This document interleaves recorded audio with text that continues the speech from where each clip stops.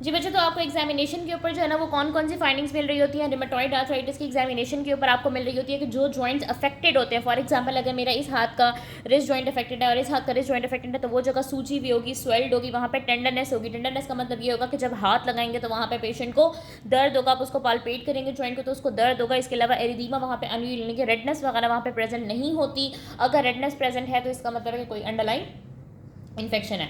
Deformities क्या होती है बच्चों के, आप जब आपके पास ये लॉन्ग स्टैंडिंग और अनकंट्रोल्ड डिजीज़ रहती है, रेमेटॉइड आर्थराइटिस बहुत लंबे टाइम तक रहती है, अनकंट्रोल्ड रहती है, तो उसकी वजह से बहुत सारी खराबियाँ हो सकती हैं। ज़ाहिर है बच्चों, एक जॉइंट को एक चीज़ इन्वॉल्व करिए एक चीज़ बहुत, एक डिजीज़ बहुत लंबे टाइम तक चल रही है तो अल्टीमेटली वो जॉइंट को बिल्कुल ही ख़राब कर देगी और उसके अंदर जो है ना वो लॉस ऑफ फंक्शन आ जाएगा। तो हमने जो है ना इसके अंदर मुख्तलिफ डिफॉर्मिटीज़ पढ़नी है। हमने कुछ हैंड की डिफॉर्मिटीज़ पढ़नी है, रिस्ट की डिफॉर्मिटी, जिस जॉइंट को इन्वॉल्व करेगी उसकी डिफॉर्मिटी, फीट डिफॉर्मिटी है, हाइंड फुट की डिफॉर्मिटी, इसके अलावा बेकर सिस्ट वगैरह नी में आ जाता है ये।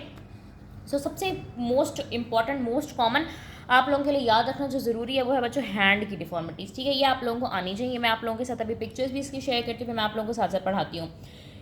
हैंड की कुछ और याद ना रहे, आप लोगों ने हैंड की डिफॉर्मिटी मस्ट याद रखनी है। सबसे पहले नंबर पे आ जाता है बच्चों अल्नर डेविएशन ऑफ फिंगर्स। इसमें क्या होता है कि बल्कि मैं आप लोगों को पिक्चर्स दिखाती हूँ पहले। जी बच्चों ये देखो, इस तरह से हमारे पास क्या होता है कि अल्नर डेविएशन ऑफ फिंगर्स जाती हैं। ये वाली साइड आपकी कौन सी होती है, अल्ना, जो आपकी लिटिल फिंगर वाली साइड होती है इसको अल्ना कहते हैं। जो थंब वाली साइड होती है ये आपकी रेडियल साइड होती है। ठीक है, यहाँ पे अल्ना बोन है और यहाँ पे आप देखो अल्नर डेविएशन ऑफ फिंगर्स का मतलब है कि फिंगर्स जो है ना वो ऐसे अल्ना, नॉर्मली ऐसे सीधी होती है ना, अब क्या होती है ऐसे अल्ना की तरफ ये मुड़नी शुरू हो जाती हैं, डेविएट होना शुरू हो जाती हैं। ठीक है, क्योंकि ये कौन से जॉइंट्स को इन्वॉल्व कर रहा होता है, ये मेटाकार्पोफेरेंजियल जॉइंट को इन्वॉल्व कर रहा होता है, प्रॉक्सिमल इंटरफेरेंजियल जॉइंट को इन्वॉल्व कर रहा होता है। तो उसकी इन्वॉल्वमेंट की वजह से अगर वो लॉन्ग स्टैंडिंग डिजीज रहेगी तो इस तरह से अल्नर डेविएशन ऑफ फिंगर्स हो जाएगी। इसके अलावा एक बहुत कॉमन, एक बहुत ही ज़्यादा कॉमन जो है ना वो एब्नॉर्मेलिटी या डिफॉर्मिटी आप कह लें, स्वान नेक डिफॉर्मिटी। ये बहुत ज़्यादा आपसे पूछा जाता है, ये इस तरह से होती है बच्चों स्वान नेक डिफॉर्मिटी। स्वान देखिए ना आपने, वो जो व्हाइट कलर का एक परिंदा होता है, जो दो परिंदों की ऐसे करके तस्वीरें बनी होती हैं झील के अंदर, उसकी शक्ल ऐसी होती है ना, उसकी चोंच ऐसी स्वान की तरह से होती है। तो स्वान नेक डिफॉर्मिटी है।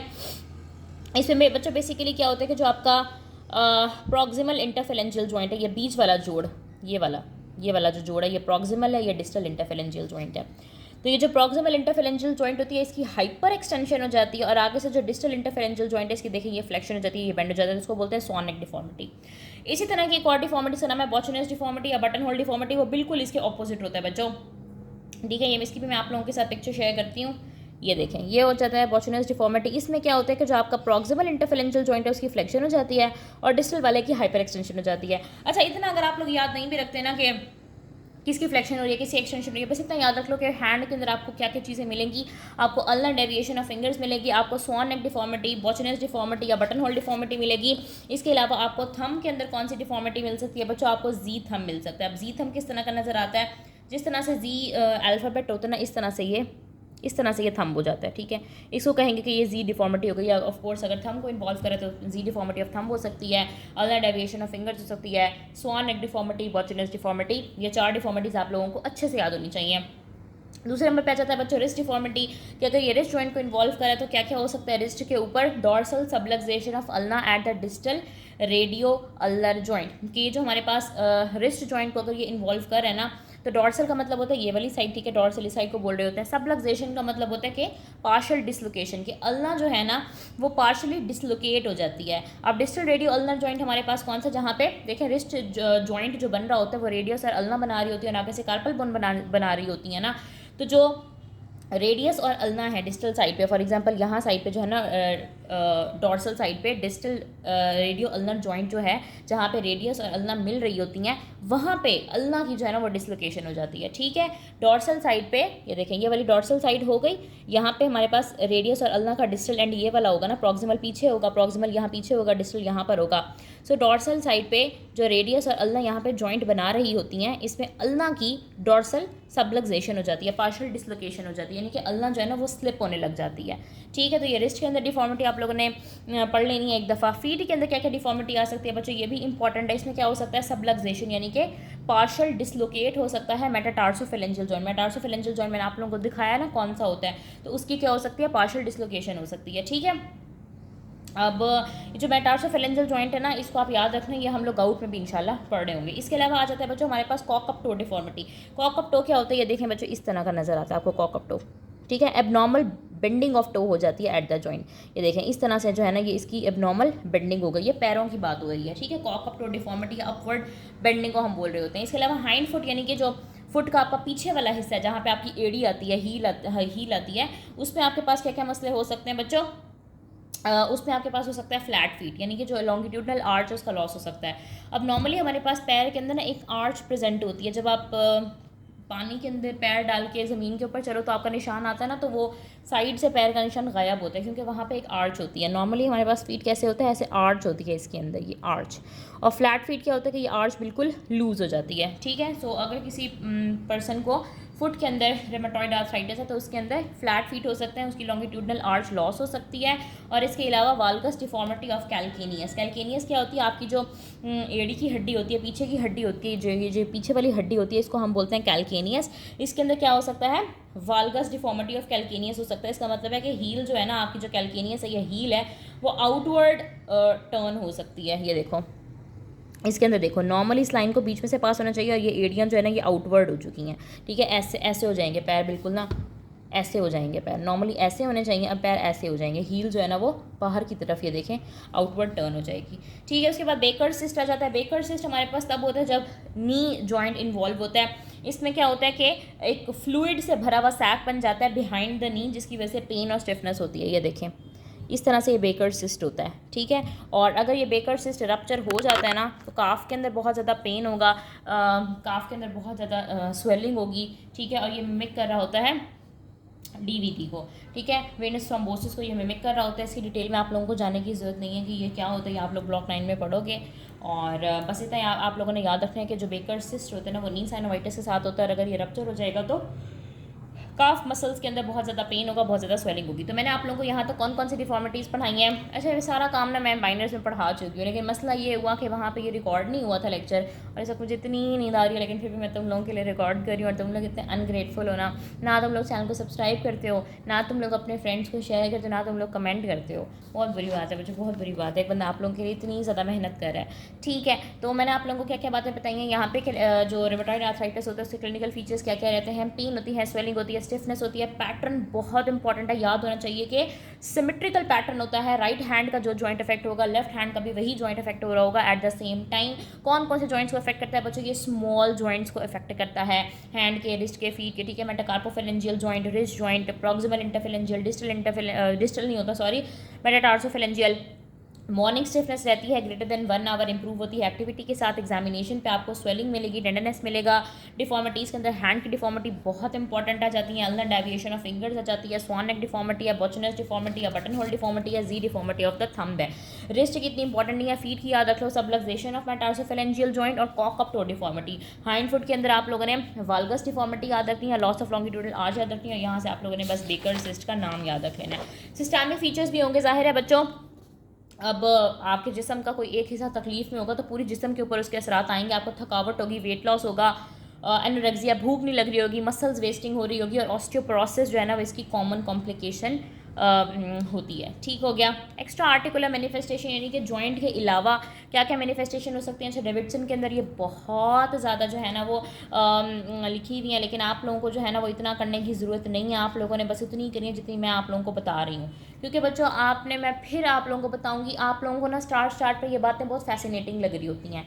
आप लोग वो गाइडलाइंस उठाकर देखते हो जिसमें सब कुछ बिग कैटजन से बताया हुआ है, डेविडसन से बताया हुआ है, बेले से बताया हुआ है। आपको ना बेसिकली खुद को डिलूलू में रखने का शौक़ है, ठीक है। आप लोग रियलिस्टिक नहीं हो, आप लोग ना सिर्फ अपनी सेटिस्फैक्शन के लिए ये चीज़ें देख रहे होते हो कि अच्छा मैं अब यहाँ से पढ़ूंगा। स्टार्ट पे आप लोगों के अंदर बहुत जज्बा होता है, एंड में आके वो सारा जज्बा ख़त्म हो जाता है। तो बच्चों स्टार्ट से ही ना रियलिस्टिक चलें थोड़ा सा, ठीक है। हर इंसान को अपनी कैपेबिलिटीज़ का भी पता होता है, हर इंसान को अपने दूसरे कामों का भी पता होता है। जैसे अगर मैं हूँ इस वक्त, ठीक है, मुझे पता है कि मैंने खुद भी पढ़ना है, मैंने सेशंस भी कंडक्ट कराने हैं, मैंने हॉस्टल में भी सर्वाइव करना है। मुझे पता है कि मैंने कितना पढ़ना है, मैं कितना पढ़ सकती हूँ और मेरे लिए बेस्ट चीज़ क्या हो सकती है। अगर आप लोग यही सोच रहे हैं ना कि मैंने पूरी डेविडसन ख़त्म करनी है या मैंने मुकाबला करना है अपने क्लास के टॉपर के साथ, बच्चों ये चीज़ यूनिवर्सिटी लाइफ ये कोई मुकाबले की चीज़ नहीं है, ठीक है। मैं आप लोगों को बताऊँ तो मेरी क्लास की जो टॉपर है ना वो उसने अनवर पढ़ के, सीरियसली उसने अनवर पढ़ी है, मैंने खुद उसको देखा है पढ़ते हुए। उसने अनवर पढ़ी है और उसकी तीनों ब्लॉक्स में डिस्टिंक्शन आई है।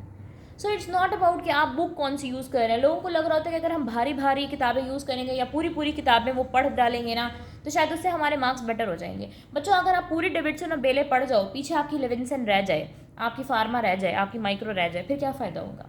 2 छुट्टियाँ लेट सपोज आपको ब्लॉक में मिलती हैं, आप लोगों के तो ब्लॉक 5 में भी 2 छुट्टियाँ थी, अभी भी 2 छुट्टियाँ मिलती हैं, फिर क्या करोगे, कितना कितना रिवाइज कर लोगे। एंड में जब तक आप रिवाइज नहीं करते, चाहे जितना आप पूरे साल पढ़ते हैं, अगर आप लास्ट डे रिवाइज नहीं करके गए तो आपने कुछ नहीं किया, फिर क्या करोगे। सो बेटर यही है बच्चों कि आप लोग उतना पढ़ें जितना आप रिटेन कर सकें, ठीक है। तो मैं आप लोगों को उतना ही पढ़ा रही हूँ एग्जैक्टली जिससे पेपर आना है, इसके बाहर पेपर नहीं आएगा, ठीक है। थोड़ा सा माइंड का गेम होता है, वहाँ पे थोड़ा सा आप लोगों ने अपने कंसेप्ट लगाने होते हैं, सिनेरियो को कैस करना होता है, चीज़ें यही रहेंगी। कोई आपसे आउट ऑफ द बॉक्स कोई इतनी मुश्किल चीज़ नहीं पूछेगा, ठीक हो गया। तो मैंने आप लोगों को बताया है कि लोकलाइज्ड इफेक्ट क्या क्या आते हैं जॉइंट के अंदर, पेन, स्वेलिंग, मॉर्निंग स्टिफनेस, कौन कौन से जॉइंट इन्वॉल्व होते हैं, उसका पैटर्न क्या क्या रहता है। फिर मैंने आपको बताया लॉन्ग स्टैंडिंग डिफॉर्मिटीज़ क्या हो सकती हैं, सिस्टमिक फीचर्स क्या आ सकते हैं कि पूरी बॉडी के ऊपर क्या इफेक्ट आ सकते हैं, एक्स्ट्रा आर्टिकुलर यानी कि उस जॉइंट को छोड़ के, जिस जॉइंट में मसला है उस जॉइंट को छोड़ के क्या क्या सिम्टम आ सकते हैं। तो रिमेटॉइड नोड्यूल्स मैंने आप लोगों को बताया किस तरह के दिखते हैं। केरेटोकंजक्टिवाइटिस सी का डिटेल में जाने की जरूरत नहीं है, बस रट्टा मान लो। केरेटोकंजक्टिवाइटिस सी का बच्चों ये ड्राई आई को बोलते हैं। पल्मनरी फाइब्रोसिस आपको लंग्स में मिल सकते हैं। पेरिकार्डाइटिस आपको हार्ट में एब्नॉर्मेलिटी मिल सकती है, वास्कुलाइटिस मिल सकता है, फेल्टीज और काप्लान सिंड्रोम मिल सकता है। अब एक बच्चा मुझसे पूछता आपने फेल्टीज सिंड्रोम नहीं पढ़ाया, इसका ट्राइएड नहीं पढ़ाया। बच्चा we are not here to study Felty's syndrome, we are here to study rheumatoid arthritis. आप लोगों को इसका नाम भी एंड तक याद रह गया ना, ये बहुत बड़ी बात होगी कि चलो extra articular manifestation of rheumatoid arthritis बस फेल्टीज सिंड्रोम या काप्लान सिंड्रोम, ठीक है।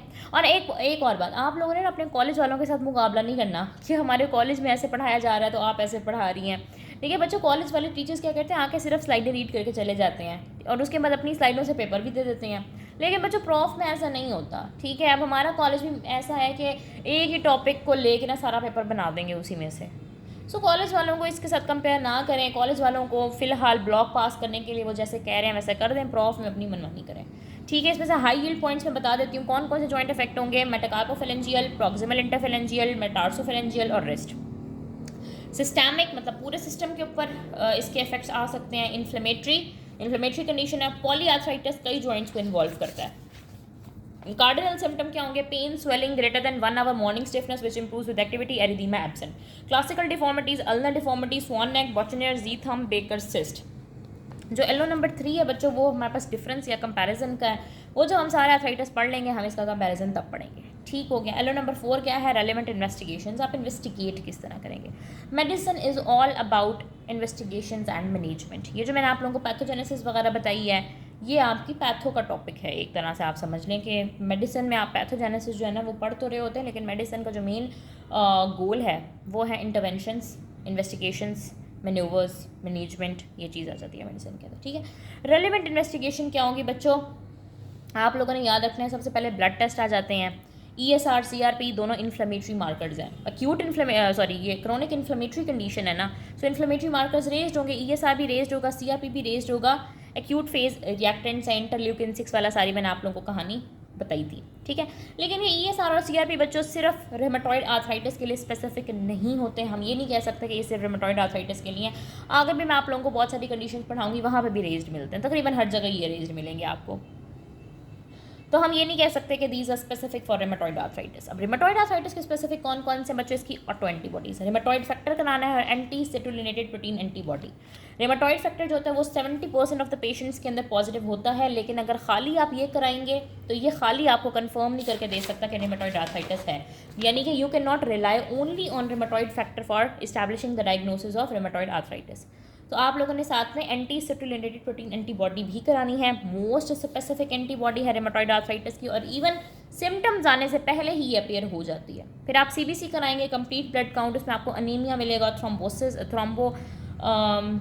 थ्रोम्बोसाइटोसिस मिलेगा, हाँ थ्रोम्बोसिस कह रही हूँ सॉरी, प्लेटलेट का काउंट बढ़ावा मिलेगा और RBC का काउंट डिक्रीज मिलेगा, जो कि क्रोनिक इन्फ्लेमेशन को शो करे होंगे। तो सबसे पहले आप लोगों ने क्या कराया है, आप लोगों ने ब्लड टेस्ट कराएंगे। ब्लड टेस्ट कौन कौन से कराएं, आप ESR देखेंगे, CRP देखोगे, आप रेमेटॉइड फैक्टर देखोगे, आप एंटी सेटुलिनेटेड प्रोटीन एंटीबॉडी देखोगे, उसमें RBCs देखोगे, प्लेटलेट्स देखोगे।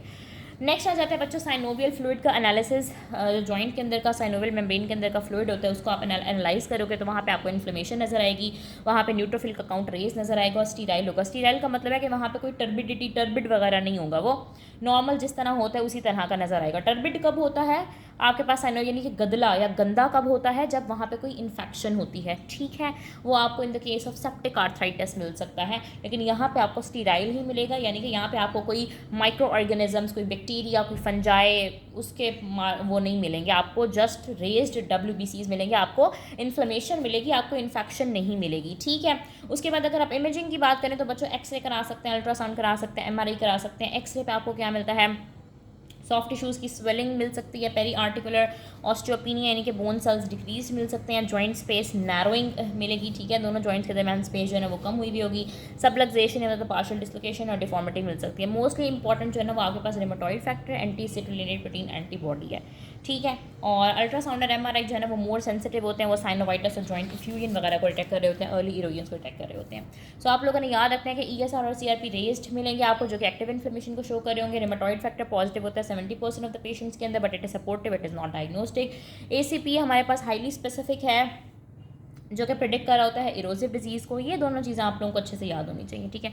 CBC पे एनीमिया और थ्रोम्बोसाइटोसिस मिलेगा, ठीक है। RBC कम मिलेंगे, प्लेटलेट्स ज़्यादा मिलेंगे। साइनोवियल फ्लूइड के अंदर WBC काउंट रेज्ड मिलेगा, न्यूट्रोफिल्स रेज्ड मिलेंगे, जाहिर है वहाँ पर इन्फ्लेमेशन हुई हुई है।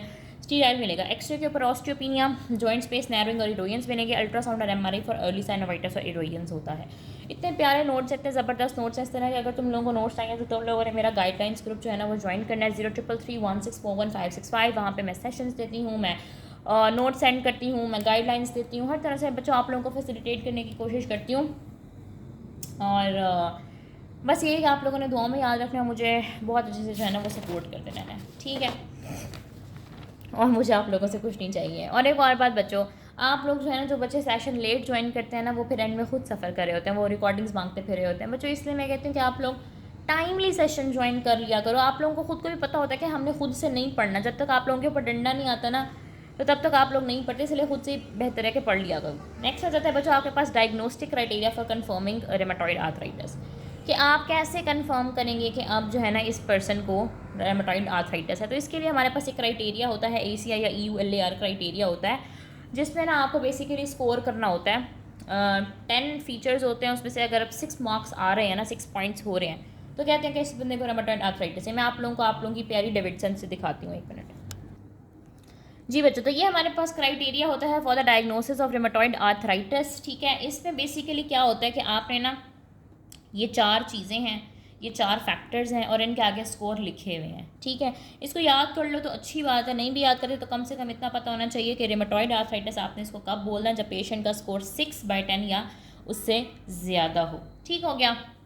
अब बेसिकली आपने 4 चीज़ें क्या क्या देखनी है कि कौन से जॉइंट्स अफेक्टेड हैं, सीरोलॉजी यानी कि ये आपकी एंटीबॉडीज़, रेमेटॉइड फैक्टर और ACPA, ड्यूरेशन ऑफ सिम्टम्स और एक्यूट फेस रिएक्टेंट्स जो आपके पास ESR और CRP हैं। उन 4 चीज़ों की बेसिस पे आपने इसको स्कोर देना है।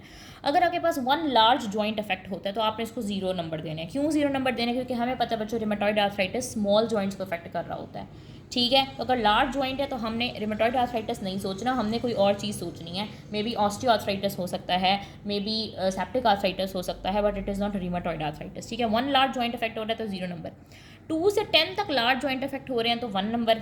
1 से 3 तक स्मॉल जॉइंट अफेक्ट हो रहे हैं तो 2 number. 4 to 10 small joint affect हैं तो 3 नंबर। और ग्रेटर देन 10 जॉइंट्स हैं तो 5 नंबर। 5 नंबर क्यों? क्योंकि हमें पता है कि ये एक मल्टीपल जॉइंट को अफेक्ट करने वाली कंडीशन है। तो जितने ज़्यादा छोटे जॉइंट्स अफेक्ट हो रहे हैं तो इसका मतलब है कि उतने ज़्यादा चांस है रेमेटॉइड आर्थराइटिस का, ठीक है। ये क्राइटेरिया बच्चों उन्होंने खुद बनाया हुआ है, यूरोपियन लीग अगेंस्ट रेमेटिज्म या अमेरिकन कॉलेज ऑफ रेमेटोलॉजी 2010 का क्राइटेरिया। हम इसको ये सवाल नहीं खड़ा कर सकते अच्छा यहाँ पे इतने नंबर क्यों है, यहाँ 4 क्यों नहीं दिए हुए, यहाँ 5 क्यों नहीं दिए हुए। तो वो उन्होंने अपनी तरफ से मतलब उन्होंने कुछ सोच के ही बनाया है, ठीक है। तो हमने इसको एज इट इज़ याद करना है कि 1 लार्ज जॉइंट है तो 0 नंबर, 2 से 10 लार्ज जॉइंट है तो 1 नंबर, 1 से 3 स्मॉल जॉइंट है तो 2 नंबर। जैसे आप GCS पढ़ते हो ना उसका क्राइटेरिया होता है बिल्कुल वैसे ही है। 4 to 10 स्मॉल जॉइंट है 3 number, greater than 10 joint with at least 1 small joint तो 5 नंबर। भी सीरोलॉजी अगर आपके पास रेमेटॉइड फैक्टर और एंटी सिट्रुलिनेटेड प्रोटीन एंटीबॉडी दोनों नेगेटिव हैं तो 0 नंबर, अगर लो पॉजिटिव हैं तो 2 नंबर और अगर हाई पॉजिटिव हैं तो 3 नंबर, ठीक है। इनके जितनी ज़्यादा नंबर है उतनी ज़्यादा आप करीब होते जा रहे हैं कन्फर्मेशन ऑफ रेमेटॉइड आर्थराइटिस के। फिर ड्यूरेशन ऑफ सिम्टम अगर लेस दैन 6 वीक्स है तो 0 नंबर, ग्रेटर दैन 6 वीक्स है तो 1 नंबर, क्योंकि आपको पता है ये क्रोनिक कंडीशन है। एक्यूट फेस रिएक्टेंट अगर CRP और ESR नॉर्मल है तो 0 नंबर, और अगर एबनॉर्मल या रेज्ड है तो 1 नंबर। तो इसमें से आपने जो है ना वो पेशेंट को जज करते जाना है और इसमें से स्कोर कैलकुलेट कर लेना है। 6/10 या ग्रेटर देन 6/10 उसको चाहिए होता है for the confirmation of rheumatoid arthritis. उसके बाद बच्चों हमारे पास क्या आ जाता है, नेक्स्ट एलो हमारे पास आ जाता है बच्चों मैनेजमेंट का। ठीक है, मैनेजमेंट अब हमारे पास क्या होती है बच्चों, अगर आपके पास वाइवा वगैरह में कभी भी इस तरह से सवाल आता है ना मेडिसिन का, मैनेजमेंट का, तो आप लोगों ने मैनेजमेंट एक तो मेडिसिन में बहुत अच्छे से तैयार करनी होती है। दूसरी बात ये होती है कि आप लोग डायरेक्ट ना दवाइयों के ऊपर जंप कर जाते हो, डायरेक्ट दवाइयों पे जंप नहीं करना होता। आप लोगों ने पहले नॉन फार्माकोलॉजिकल मैनेजमेंट की थोड़ी 2-4 अच्छी बातें करनी होती हैं, इसके नंबर होते हैं। नॉन फार्माकोलॉजिकली कैसे मैनेज करेंगे, फार्माकोलॉजी की पेशेंट एजुकेशन करेंगे, पेशेंट को काउंसलिंग करेंगे, पेशेंट को एक्सप्लेन करेंगे कि ये सिचुएशन क्या है, उसकी फिजियोथेरेपी करा सकते हैं, ऑक्यूपेशनल थेरेपी करा सकते हैं। ठीक है, क्योंकि हमारा मकसद सिर्फ पेशेंट को दवाइयाँ देना नहीं होता, हमारा मकसद ये होता है कि पेशेंट की जो क्वालिटी ऑफ लाइफ अफेक्ट हो रही है उसको हम जितना बचा सकते हैं बचा लें। और जाहिर है बच्चों एक बंदे के हाथ इतने ज़्यादा, रेमेटोलॉजी और ऑस्टियो जो ऑर्थो होती है ना, रेमेटोलॉजी और ऑर्थो दोनों ब्रांचेस, उसमें एक मकसद ये होता है कि जो बंदा अपना काम कर रहा है ना वो वापस अपने काम कर सके। ठीक है, ऑक्यूपेशनल थेरेपी का मतलब यही है कि पर्सन जो है ना वो अपने ऑक्यूपेशन को, अपने प्रोफेशन को दोबारा कंटिन्यू, देखिए हाथ अगर एक बंदे के इफेक्ट हो रहे हैं, ठीक है, उसको स्वान नेक डिफॉर्मिटी हो गई या बॉचनस डिफॉर्मिटी हो गई है, then how will he work, how will he earn money. तो मकसद ये होता है कि आप उसको ऑक्यूपेशनल थेरेपी दें, फिजियोथेरेपी दें, ताकि वो काम पे वापस आ जाए। ठीक है, उसके लाइफस्टाइल मेजर्स, स्मोकिंग बहुत ज़्यादा इंपॉर्टेंट है, स्मोकिंग छुड़वाना का कहना है, एक्सरसाइज का कहना है, वेट को कंट्रोल करना है। फिर आ जाते हैं हम लोग ड्रग्स के ऊपर। अब ड्रग्स इसमें आप लोगों ने 3 देनी है, NSAIDs non steroidal anti inflammatory drugs, corticosteroids जो एंटी इन्फ्लेमेटरी ड्रग्स होती हैं, और DMARDs disease modifying anti rheumatic drugs.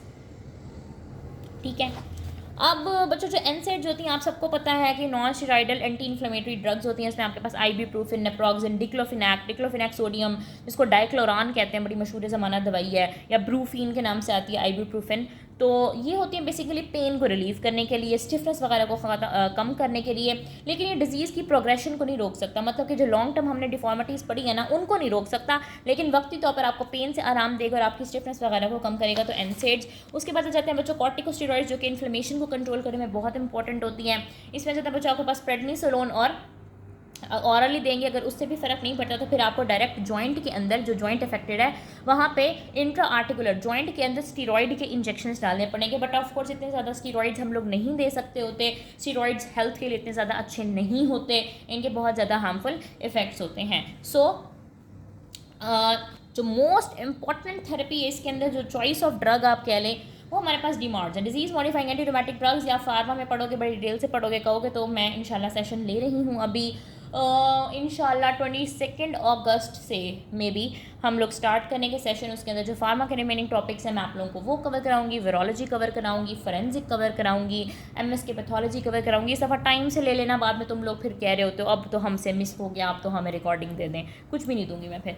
ठीक है, सो डिमांड्स आपके पास क्या कर रहे होते हैं, आपके पास ये इन्फ्लेमेशन को रिड्यूस कर रहे होते हैं, ये जॉइंट की डिस्ट्रक्शन को प्रिवेंट कर रहे होते हैं, ये स्लो कर रहे होते हैं डिजीज़ का प्रोग्रेशन। इन्होंने इन्फ्लेमेशन को भी कम करना है, इन्होंने जॉइंट को डिस्ट्रॉय होने से बचाना है, इन्होंने डिजीज़ को प्रोग्रेस नहीं होने देना। ये सबसे इंपॉर्टेंट बात है कि इन्होंने डिजीज़ को आगे प्रोग्रेस नहीं होने देना। ठीक है, सो डिमांड्स हमारे पास 2 तरह के होते हैं कि हमारे पास कन्वेंशनल सिंथेटिक होते हैं और एक बायोलॉजिक होते हैं। कन्वेंशनल सिंथेटिक में हमारे पास बच्चों मीथोट्रेक्सेट आ जाती है, बहुत फेमस ड्रग है, बहुत इंपॉर्टेंट ड्रग है, फार्मा में भी बहुत ज़्यादा इंपॉर्टेंट ड्रग है। मीथोट्रेक्सेट हमारे पास ड्रग ऑफ चॉइस रहती है। इसके अलावा सल्फासेलेजीन और हाइड्रोक्सी क्लोरोक्वीन भी आ जाती है। बायोलॉजिक ड्रग के अंदर anti tumour necrosis factor drug, क्योंकि TNF हमारे पास बहुत सारी तबाही कर रहा था तो एंटी TNF ड्रग हमने देनी होती है। लेकिन पहला आपके पास जो ड्रग ऑफ चॉइस होती है वो मीथोट्रेक्सेट होती है। सो आपने एनसेड्स देने हैं, कॉर्टिकोस्टेरॉइड्स देने हैं, और डिमार्ड्स में आपके पास conventional synthetic DMARD methotrexate drug of choice होती है। साथ साथ आपने डिजीज़ की एक्टिविटी को मॉनिटर करना होता है। डिजीज़ एक्टिविटी को आप कैसे मॉनिटर कर सकते हैं बच्चों, इसके लिए भी एक अलग से स्कोर है, इसका नाम है डिजीज़ एक्टिविटी स्कोर 28 या -28 स्कोर होता है। ये मैं आप लोगों की बुक डेविडसन से दिखाती हूँ। ये देखें मुझे, ये आप लोगों ने इतना ज़्यादा याद करने की ज़रूरत नहीं, क्योंकि ये फजूल सी चीज़ है, बस आप लोग इसकी ना इंटरप्रिटेशन आप लोगों को पता होनी चाहिए। ये देखें, ये इंटरप्रिटेशन का टेबल बना हुआ है।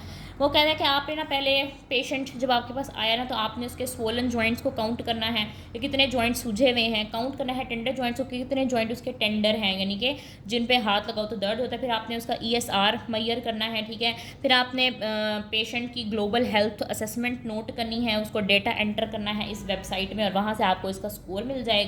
ठीक है, या आप लोग बस इतनी सी चीज़ याद रखो कि अगर इसका स्कोर ग्रेटर देन 5.1 है, इसका मतलब है हाई एक्टिविटी। हाई एक्टिविटी का मतलब है कि उसको सवेयर एक्टिव रेमेटॉइड आर्थराइटिस है। अगर 5.1 से ज़्यादा का स्कोर है, इसका मतलब है हाई एक्टिविटी डिजीज़ है, उसको सवेयर और एक्टिव रेमेटॉइड आर्थराइटिस है।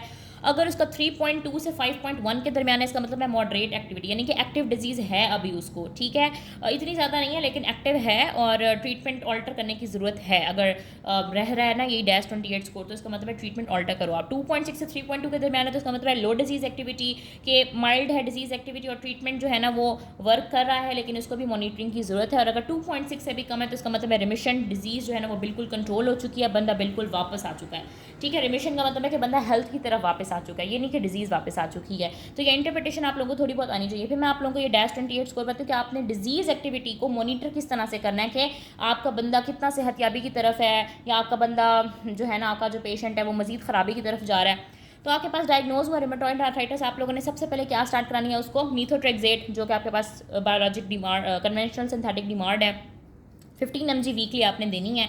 साथ में आपने स्टीरॉयड देने हैं, प्रेडनिसोलोन 30 mg डेली देना है, ठीक है। बाद में आप मीथोट्रेक्सेट की डोज को बढ़ा के स्टीरॉयड की डोज को कम कर सकते हैं, ठीक है।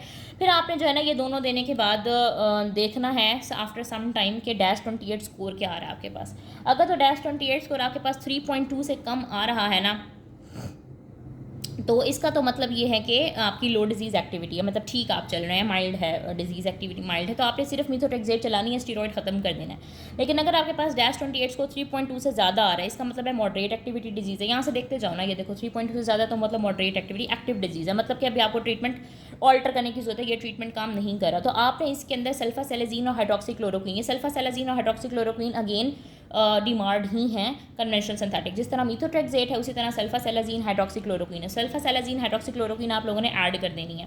फिर आपने ये देने के कुछ अरसे बाद दोबारा से -28 स्कोर देखना है। अगर -28 स्कोर अगेन जो है ना वो लेस दैन 3.2 आ गया है आपका, 3.2 से कम आ गया, इसका मतलब है कि आप रिमिशन की तरफ है, तो इन्हीं ड्रग्स को आपने कंटिन्यू करना है। इसका मतलब है कि दवाइयाँ उस बंदे को रास आ गई हैं, इसका मतलब है दवाइयों से आराम आ रहा है, तो बस यही दवाइयाँ कंटिन्यू करें। मीथोट्रेक्सेट, सल्फासेलाजीन, हाइड्रोक्सीक्लोरोक्वीन जो आपके पास डिमांड्स हैं वही कंटिन्यू करें।